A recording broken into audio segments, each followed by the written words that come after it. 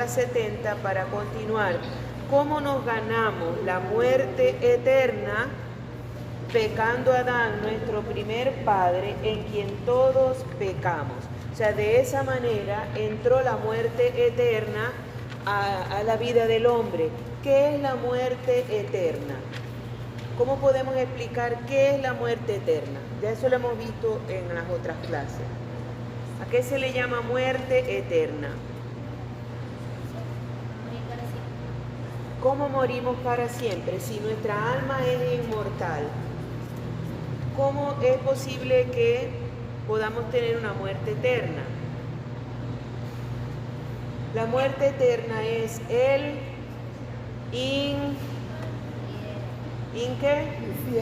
infierno. Es el infierno. Entonces, al pecar Adán, se nos abrieron las puertas del infierno también, que antes estaban cerradas, porque recuerden que les he explicado mucho que Dios nos hizo al principio buenos, cuando vivía el hombre en el paraíso. No existía el sufrimiento, no existía la muerte. Al pecar Adán y Eva entró la muerte. ¿Y qué es la muerte? Además de la muerte física, es la muerte eterna, o es decir, el infierno, la condenación. Entonces, a eso es que se está refiriendo. ¿Cómo nos ganamos la muerte eterna? Es decir, en otras palabras, esa pregunta se puede traducir en ¿por qué vamos al infierno? ¿De qué manera podemos ir al infierno? O sea, ¿cómo se creó el infierno para que podamos ir ahí? A través del pecado de Adán y Eva. Se crea el infierno porque se crea el pecado y se crea la condenación. Ok, pregunta 71.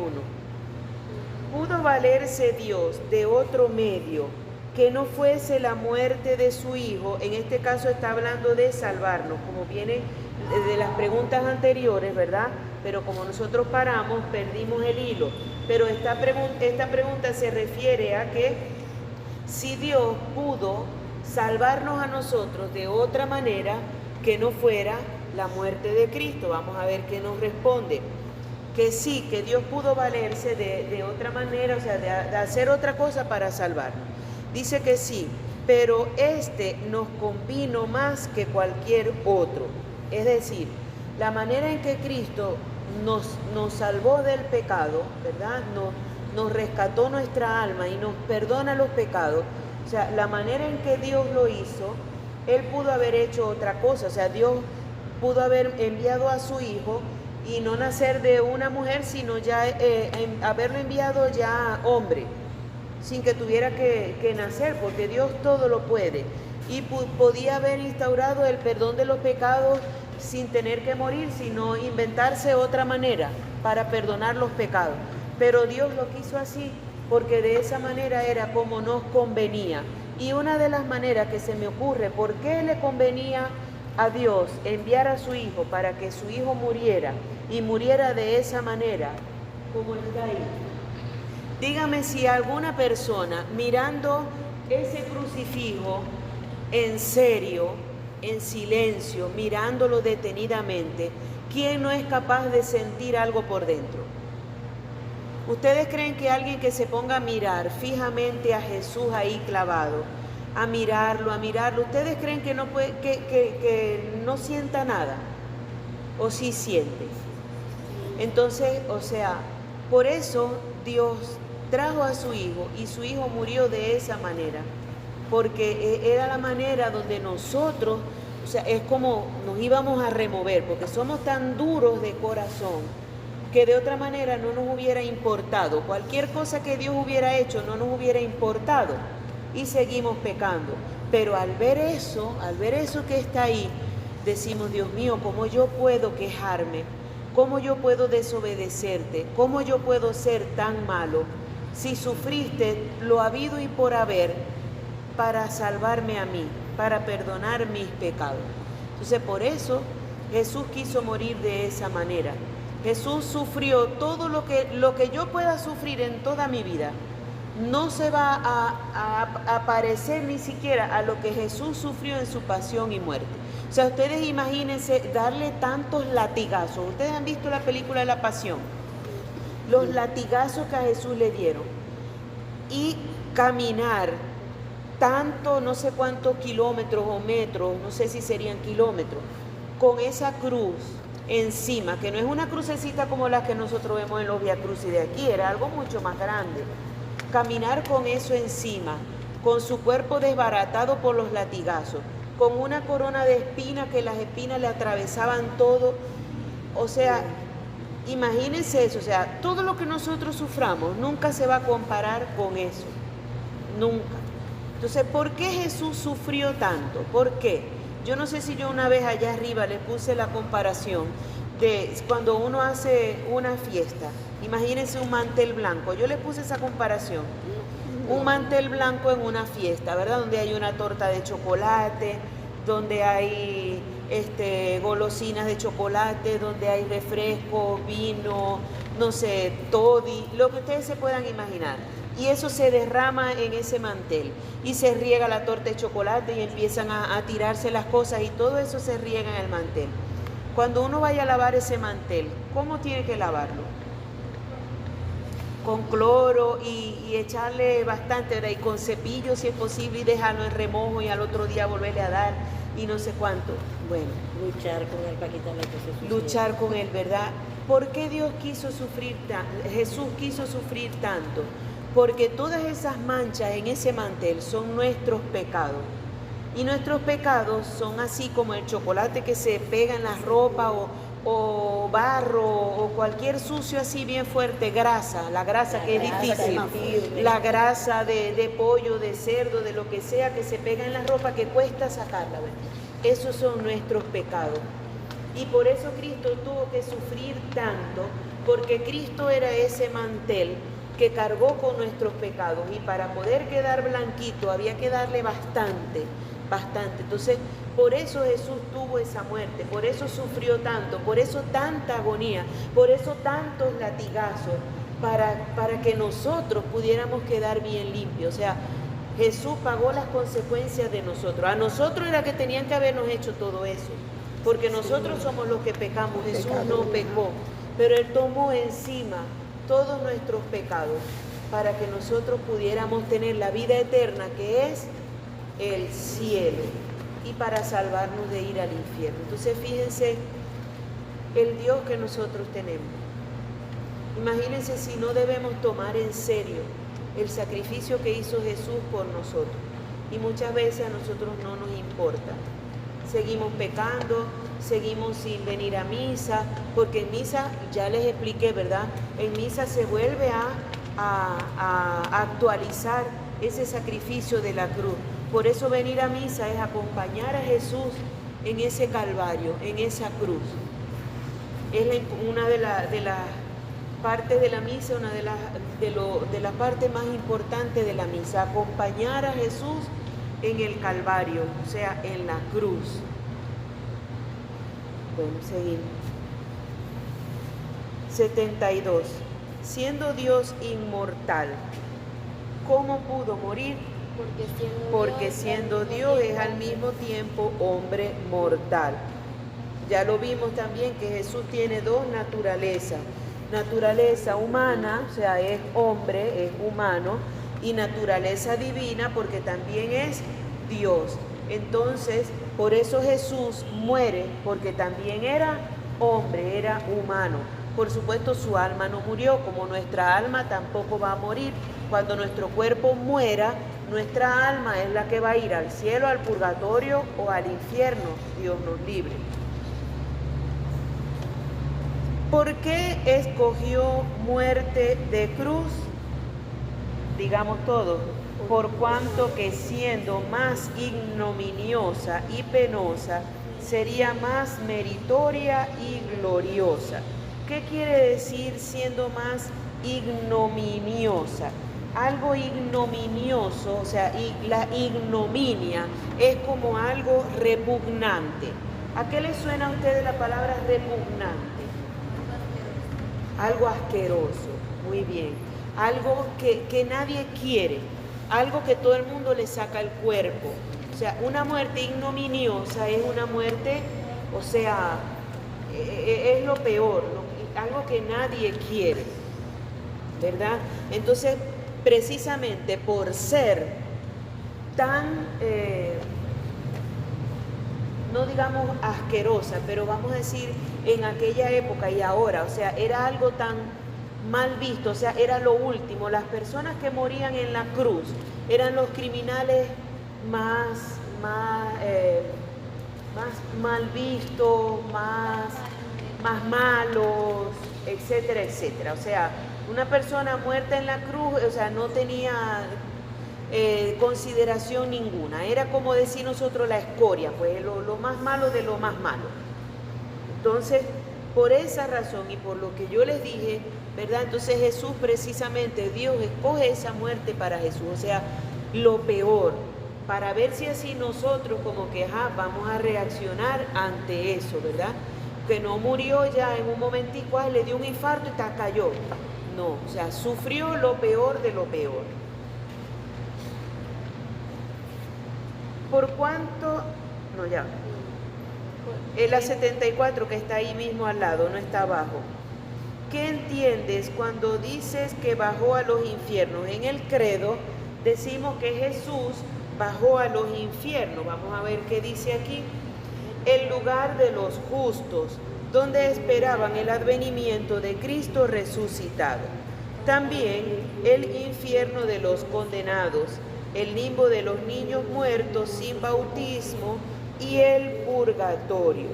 Entonces la siguiente pregunta dice, ¿a cuál de ellos bajó Jesucristo? Entonces bajó al de los justos, también llamado, que yo se los expliqué allá arriba, el seno de Abraham. ¿Se acuerdan que Abraham fue el primer patriarca, verdad? Que Dios lo escogió para que a través de él formar su pueblo. Entonces, todas esas personas que morían en el Antiguo Testamento, antes de que Cristo viniera al mundo y nos abriera las puertas del cielo, toda esa gente que moría iba al lugar llamado el seno de Abraham, o de alguna manera era conocido, dice aquí, como uno de los infiernos, pero no era el infierno como nosotros lo conocemos hoy en día, sino era el sitio donde estaban los justos. ¿Quiénes eran los justos?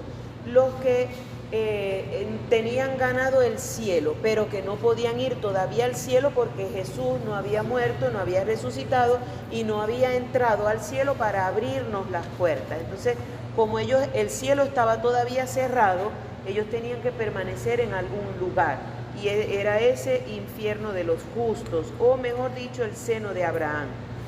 ¿Cómo bajó? Se dice, ¿cómo bajó Cristo a ese lugar? Con el alma unida a la divinidad. ¿Cómo quedó su cuerpo? Unido con la misma divinidad. Recuerden que Jesús era, como les dije ahorita, era Dios y también era hombre. Entonces su cuerpo era humano y divino. ¿Cómo resucitó Jesús? Volviéndose a juntar su cuerpo y alma gloriosos. Yo creo que yo les expliqué eso, ¿no? Que Jesús, así como entró en el vientre de María, ¿verdad? A través de una luz también salió de la barriga de María. Asimismo, cuando Él resucitó, esa alma y ese cuerpo se vuelven a juntar, hay un destello de luz y Jesús sale de los vendajes que tenía, ¿verdad?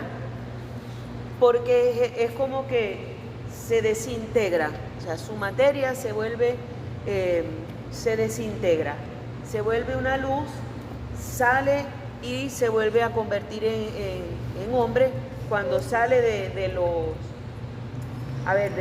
las vendas. Ustedes saben que en esa época, cuando las personas morían, los vendaban, los cubrían con puras vendas y le ponían trapos encima.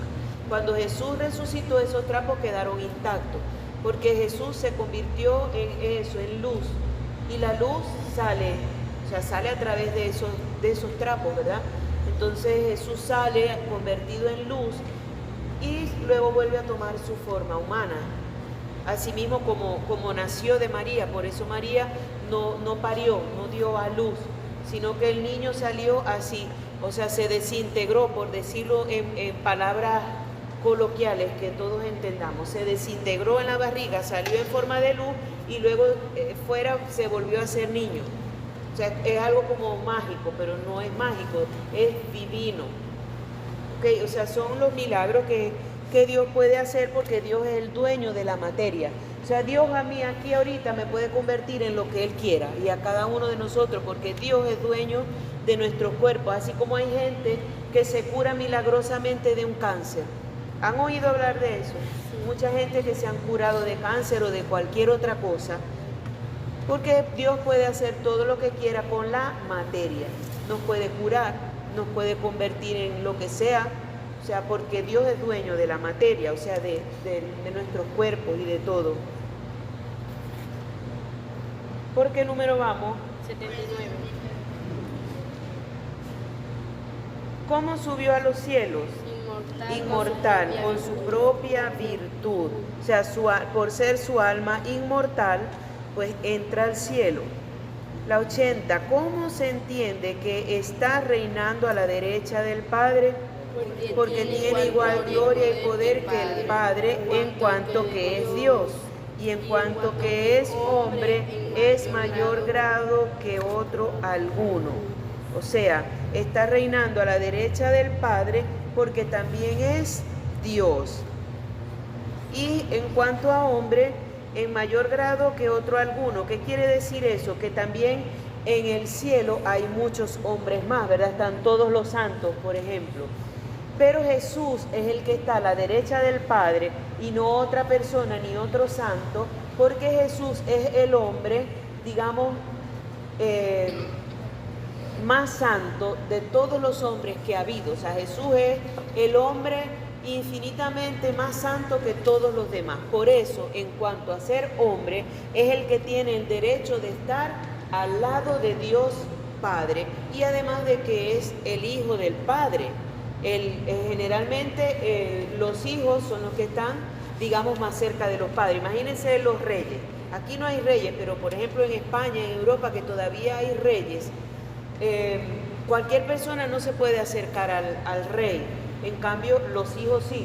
Cuando hay un acto donde los reyes tienen que estar, o los presidentes, está el presidente, ¿verdad? Está la esposa y están los hijos al lado del rey o del presidente, porque son sus hijos. No está cualquier persona desconocida, sino su familia. Asimismo, está Jesús al lado de Dios Padre, porque es su Hijo, porque como hombre fue el hombre más perfecto en la tierra, y porque también es Dios. Ajá, ¿por qué número 81? ¿Cómo ha de ser la resurrección de la carne? Volviéndose a juntar nuestros propios cuerpos con nuestras almas para la vida inmortal y eterna. La iglesia dice que cuando Jesús venga, al final de los tiempos, todas las personas que han muerto van a resucitar. O sea, su alma se va a juntar con su cuerpo y vamos a volver a vivir. No les puedo explicar exactamente eso porque no lo sé bien. O sea, son cosas que la iglesia dice y bueno, hay que esperar ese momento que suceda. Después de ahí todos nos vamos a volver a ir para el cielo, pero los que están condenados se quedan en el infierno. Ya esa gente de ahí no sale más. Por eso hay que tratar de procurar ganarnos el cielo, porque el que va para el infierno ya de ahí más nunca sale. Por eso se llama la condenación eterna. Y los que van al cielo, en algún momento, como dice la iglesia, se va a juntar otra vez el alma con el cuerpo y vamos a resucitar y vamos a reinar junto con Cristo. O sea, va a ser como otro cielo, pero en la tierra. No les puedo explicar más porque, bueno, son cosas que igual van a pasar todavía quién sabe cuándo, y lo que tenemos que hacer nosotros aquí es, como les dije, tratar de ganarnos el cielo para cuando nos muramos ir para el cielo.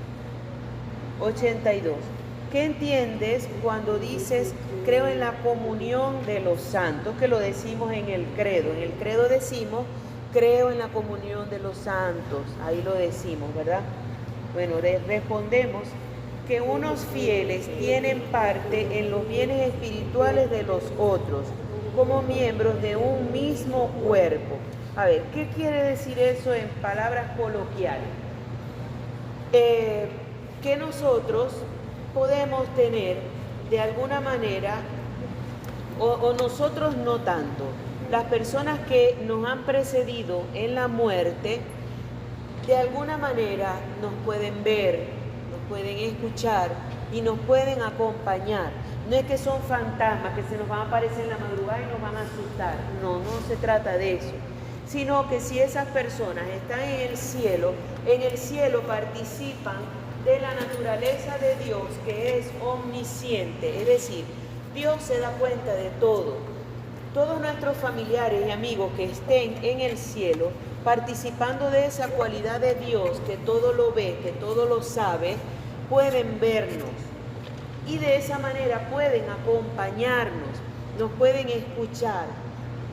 Por eso cuando nosotros rezamos el rosario, ¿a quién le rezamos? A la Virgen. A la Virgen no la podemos ver, a más de una estatua, pero esa estatua no es la Virgen en realidad, es simplemente una estatua, ¿verdad? Es una representación, pero no es la Virgen. ¿Cómo sabemos que la Virgen nos está escuchando cuando rezamos? Por la comunión de los santos.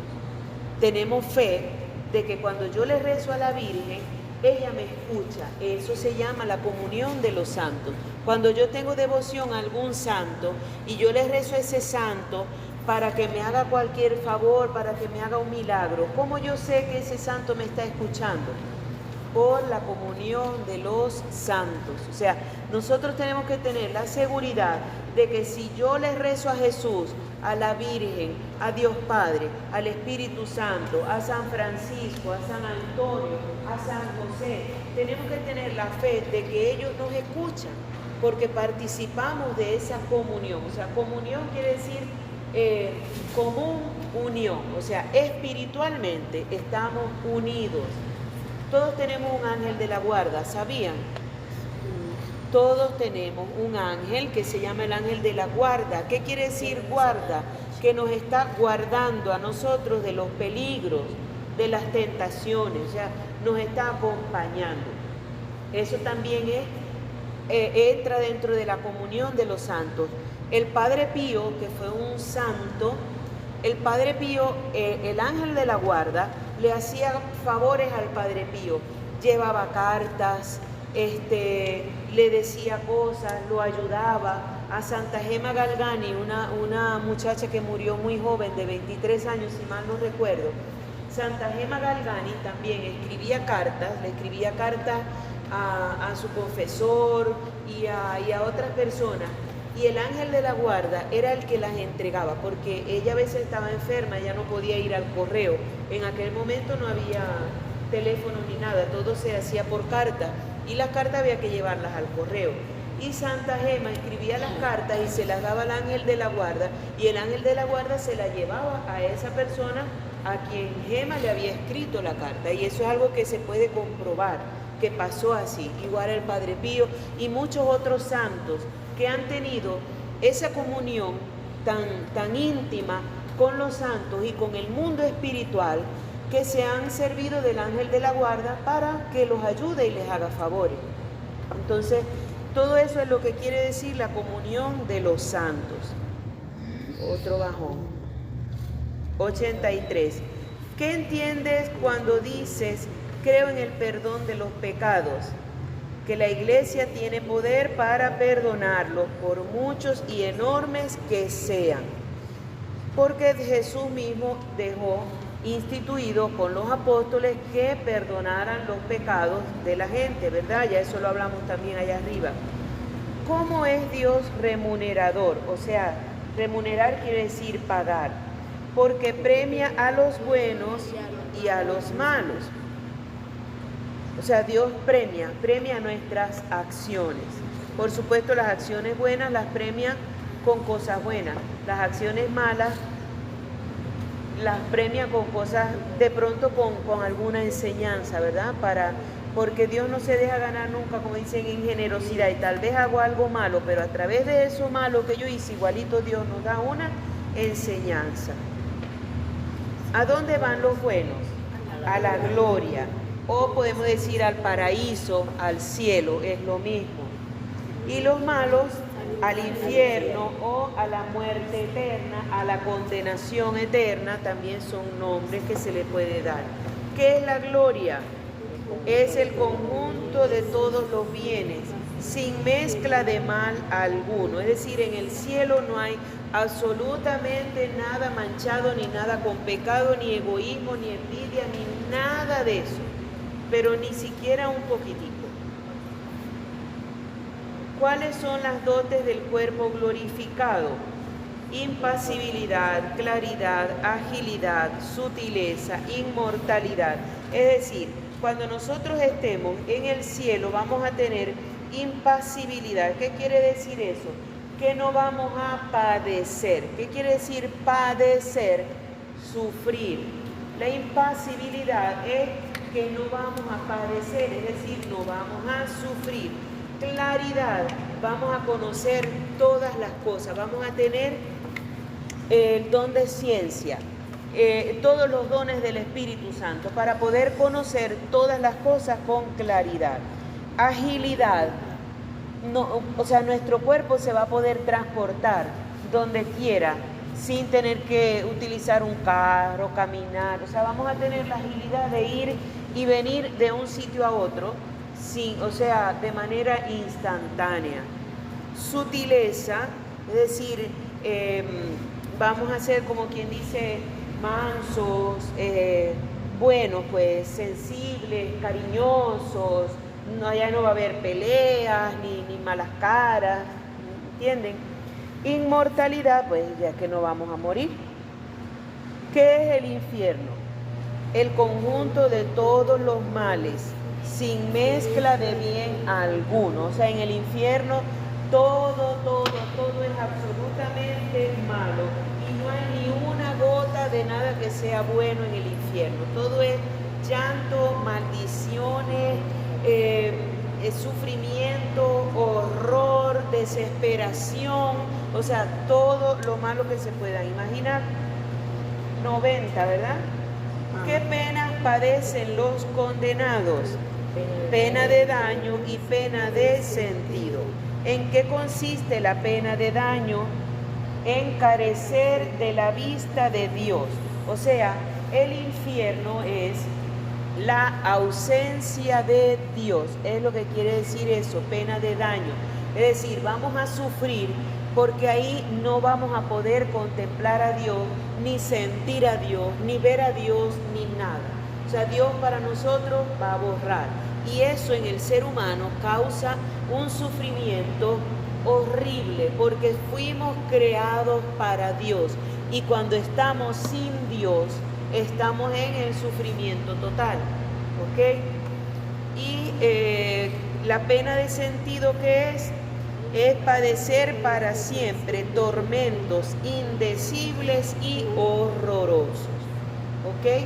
Fíjense lo fuerte que es esto, ¿no? O sea, esto no es ningún jueguito. O sea, padecer para siempre tormentos indecibles. O sea, que no se pueden decir, que no se pueden ni siquiera ¿cómo? Explicar, gracias. Que no se puede ni siquiera explicar, y horrorosos. 93. Además del credo y de los artículos, ¿crees otras cosas? Sí, cuanto contiene la Sagrada Escritura y todo cuanto Dios ha revelado a su iglesia. Ok, ahora vamos a estudiar un poco sobre el Padre Nuestro. ¿Quién compuso la oración del Padre Nuestro? El mismo Cristo, bendición de los apóstoles. ¿Para qué? Para enseñarnos a orar.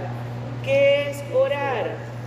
Elevarnos a Dios con el corazón y con la mente para pedirle toda clase de bienes. Fíjense, elevarnos a Dios con el corazón y con la mente, o sea, sintiendo en nuestro corazón ese amor y con la mente para poder hablar con Él y pedirle toda clase de bienes. ¿Por qué nos enseñó a llamarle Padre? Para que le pidamos con la confianza de hijos. ¿Verdad que los hijos a los padres, ay, mami, necesito no sé qué, papi, dame $10 que necesito comprar? ¿Verdad que a nuestros padres les pedimos y les pedimos y les pedimos? Bueno, Dios quiso hacerse un padre para que nosotros podamos tener la confianza de pedirle, pero no solo de pedirle, sino también nosotros los padres les pedimos, pero también los amamos, ¿verdad? Y los respetamos. Ajá, ¿cómo somos hijos? Por el ser que Él tenemos, la naturaleza y gracia. No, me volé una. Te volaste, ¿eh? Sí, ¿por qué nos enseñó a llamarle Padre? Ajá, para que le pidamos con la confianza de hijo. ¿Cómo lo somos? Es decir, ¿cómo somos hijos? Por el ser que de Él tenemos, de naturaleza y gracia. Es decir, esto quiere decir que somos sus hijos porque hemos heredado la naturaleza de Dios, o sea, somos imagen y semejanza de Dios. Tenemos su naturaleza y gracia, la gracia que Dios nos da, de la que tanto les he hablado. ¿Por qué decimos nuestro? Para confesar que todos los hombres somos hermanos, hijos de un mismo Padre, y para obligarle a mirarnos a todos con benevolencia, ¿ok? Creo que eso queda claro. O sea, es Padre nuestro, y yo no digo Padre mío, sino nuestro, porque es de todos nosotros. Cuando rezamos el Padre Nuestro, ¿con quién hablamos? Con Dios nuestro Padre. Y fíjense, tengan siempre en cuenta que Dios es 3 personas en uno, que eso lo acabamos de celebrar este domingo que pasó. ¿Fue el día de quién? De la... ¿Vinieron para misa el domingo? Yo no vine. Yo sí vine, pero Yo no vine. Pedro, ¿viniste para misa? ¿Cómo? yo sí vine en Ah, la tarde. Yo no vine. Yo vine en la mañana. Yo vengo en la mañana. Bueno, pero- procuren venir a misa, aunque sea los domingos, porque si no, no están haciendo nada. No, yo o sea, me quedé dormida. Yo vengo todos los domingos, Yo vengo los domingos en la pero mañana, yo pero soy vengo que estaba en Maracay. Ajá. Este domingo celebramos la fiesta de la Santísima Trinidad.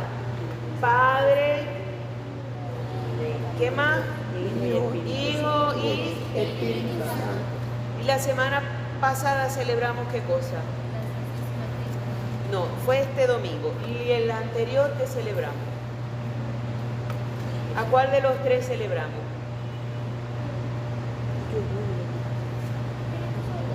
El Espíritu Santo, gracias. Celebramos Pentecostés o la venida del Espíritu Santo. ¿Quiénes vinieron a la vigilia de Pentecostés el sábado ese?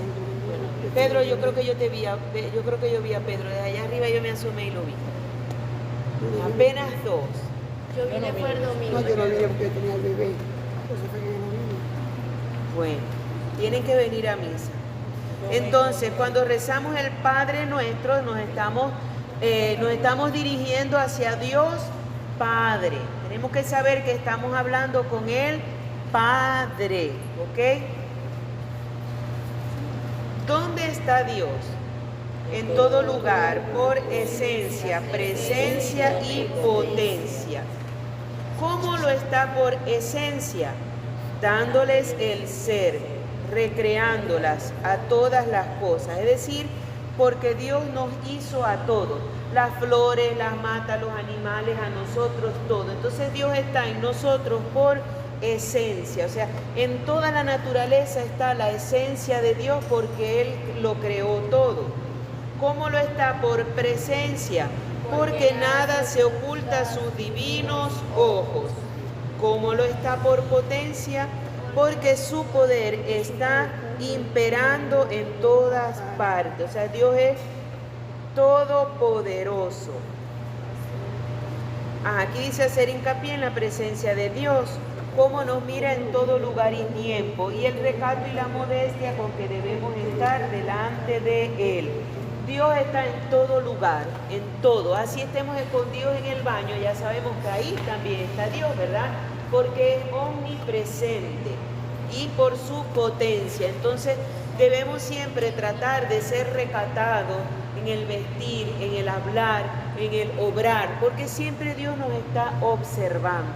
Así estemos solos, siempre va a estar Dios viéndonos. Entonces hay que ser modestos con nuestro acto, con nuestro vestir, y a veces lo que vemos en el TikTok, ya les he dicho, ¿verdad? Son meneando lo que no hay que menear, abriendo lo que no hay que abrir, mirando lo que no hay que mirar, enseñando lo que no hay que enseñar. Todas esas cosas son ofensas para Dios, son ofensas, porque no debemos hacer nada de esas cosas.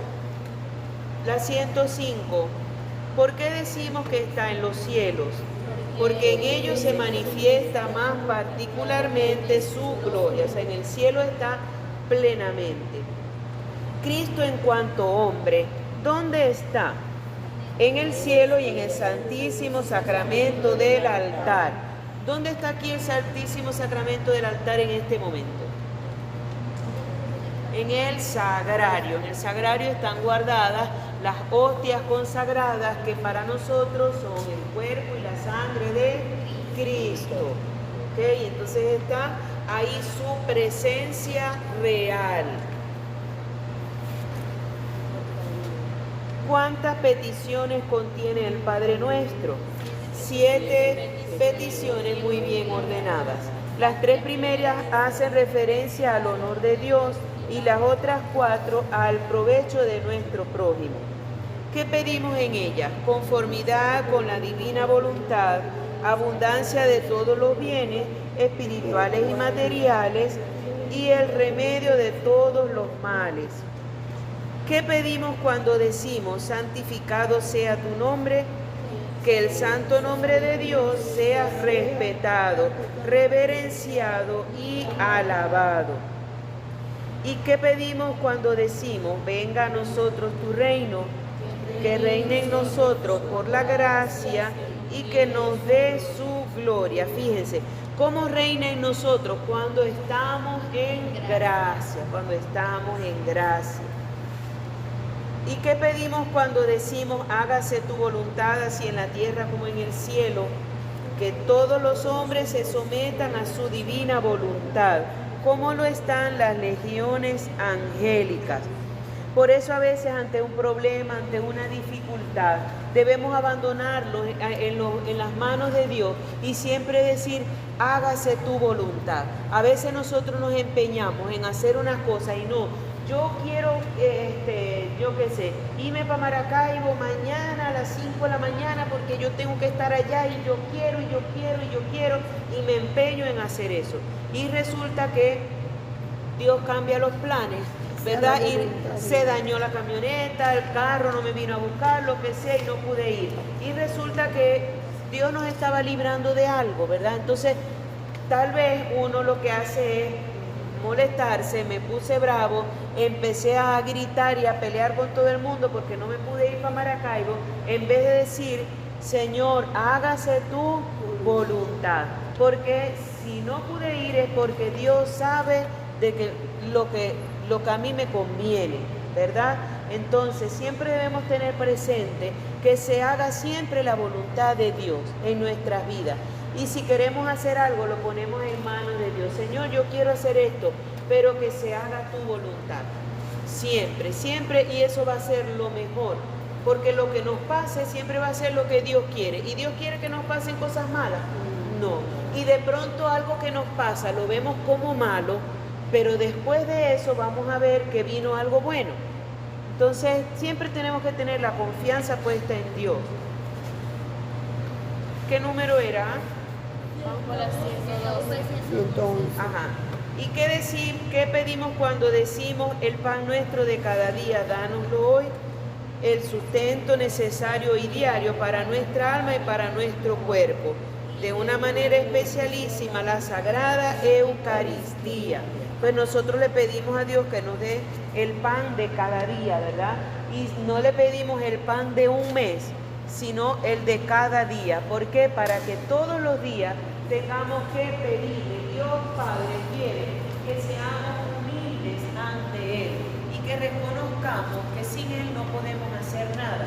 Y que todos los días le podamos decir como un hijo a un papá o a una mamá, papi, dame comida, mami, tengo hambre, dame comida. Así, todos los días tengamos que pedirle a Dios y que Él no nos va a dar para un mes, porque si nos da para un mes nos olvidamos y ya no nos dirigimos a Él ni siquiera para pedirle. Dios quiere que siempre lo tengamos presente. Entonces, aunque sea para pedirle, debemos tenerlo presente, que no debería ser solamente para pedirle, también para amarlo y darle gracias. Pero aunque sea para pedirle, debemos tenerlo presente.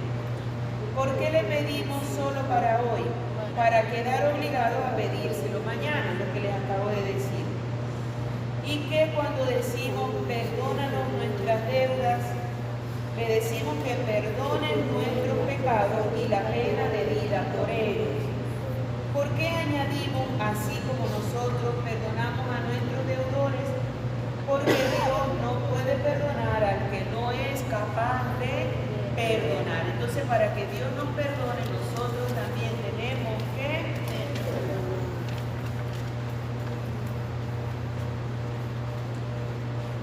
y que cuando decimos no nos dejes caer en la tentación, que no consintamos en las tentaciones que nos vengan. A veces no podemos frenar a la mente, ¿verdad? Y la mente puede pensar algunas cosas, pero una cosa es pensarlo y otra cosa es hacerlo. Pensarlo, si nosotros seguimos pensándolo y pensándolo y pensándolo, es pecado. Pero si lo pensamos y lo echamos para afuera y no lo hacemos, eso no es pecado. Es pecado pensarlo, pensarlo, pensarlo y luego hacerlo. Entonces, que no nos deje caer en la tentación es que si nos viene una tentación a la mente, sacarla de nuestra mente para no caer en el pecado. Y que cuando decimos líbranos del mal, decimos, ¿verdad?, que nos proteja contra las perversas maquinaciones del demonio y de todos los peligros de alma y cuerpo. ¿Qué significa la palabra amén? Así sea, así se haga, así lo creo. O sea, entonces, amén es que así sea. Bueno, por hoy lo dejamos hasta aquí. ¿Alguna duda, alguna pregunta, alguna sugerencia?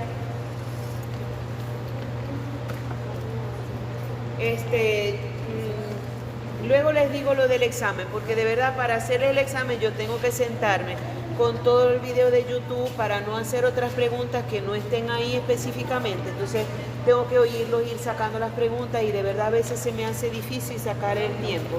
Entonces no se preocupen que yo les voy a avisar con tiempo cuando vayamos a hacer las evaluaciones. ¿Oyeron?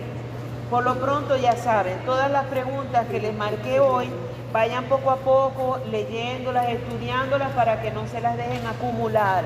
Las 4 primeras hojas donde están todas las oraciones, los mandamientos, todo eso, váyanlo aprendiendo para que no se lo dejen acumular para última hora.